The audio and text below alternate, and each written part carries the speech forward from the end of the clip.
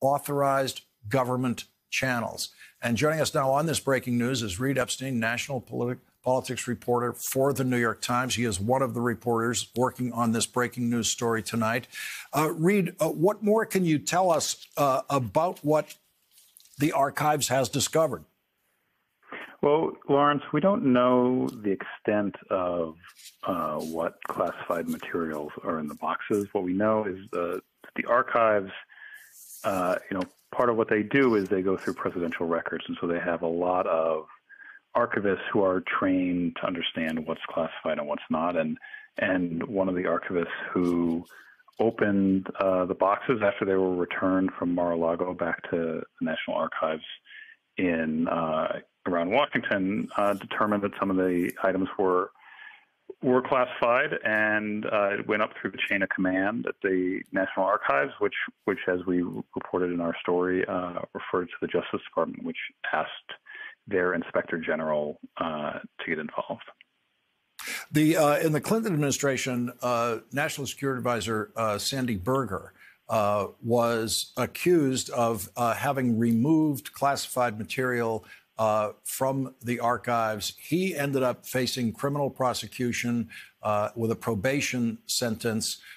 This is a scenario that could involve criminal violations. Well, I guess we don't know yet whether that's in the ballpark yet. And certainly these items were not removed from the National Archives, so it's not entirely a parallel situation. They were removed from the White House and taken to Florida, which, as we know, they should not have been.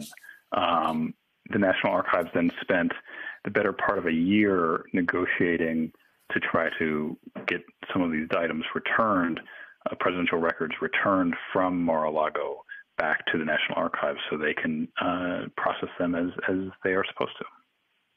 And as we go forward, what do you think you're going to be able to find out beyond this at this point? And how does your reporting tonight, if you know, jibe with the reporting earlier the day in the Washington Post, which seemed to indicate that the National Archives had made some sort of criminal referral to the Justice Department?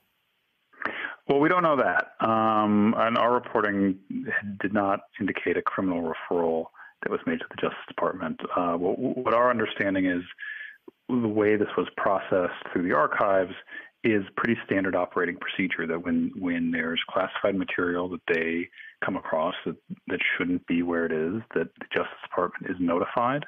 It's not necessarily a criminal notification, but that is what happened in this instance, was that the officials from the archives notified the Justice Department, which then asked the National Archives to process it through their own Inspector General. Does the archives have an assessment about whether they actually obtained everything that was removed to Florida? Do they have any way of knowing whether there's something that might still be held in Florida?